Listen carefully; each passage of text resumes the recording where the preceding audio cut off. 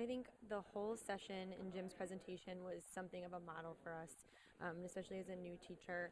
Something that I really loved that he did was he not only gave students some notes and some things to take away for practice, but he also is willing to keep them engaged through the process. So, for example, we had a little bit of a question and answer session and talked about some of the techniques we could use to have students practice answering questions, or even watching some videos, some real interviews where you don't hear the questions, but then see the answers, and try to get students to understand how the reporter got those responses with what types of questions that they asked.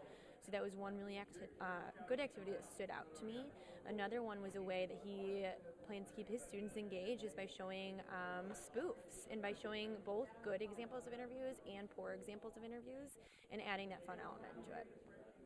One of the things that it's easy to forget as a new teacher is just how many questions they really need to be prepared with in order to get through an interview without being incredibly awkward. So definitely the idea of 10 to 15 questions, and then making sure that you open the door for a follow-up, and double checking and verifying those quotes at the end of the interview will hopefully make the stories go smoothly from the beginning. But it was definitely something that I hadn't even thought about yet.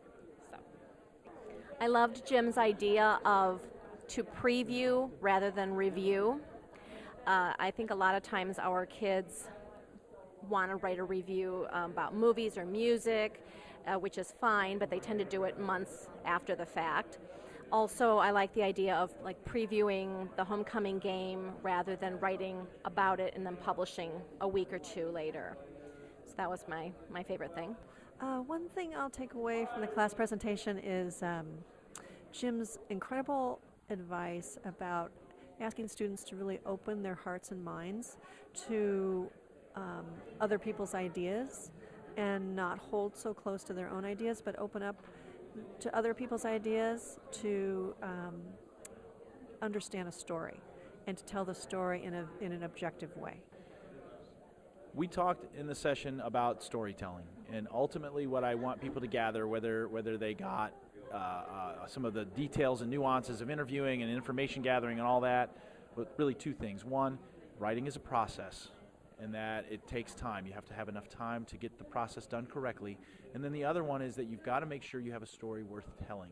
And that comes down to understanding the angle of the story, and that idea of why are we telling readers that story right now.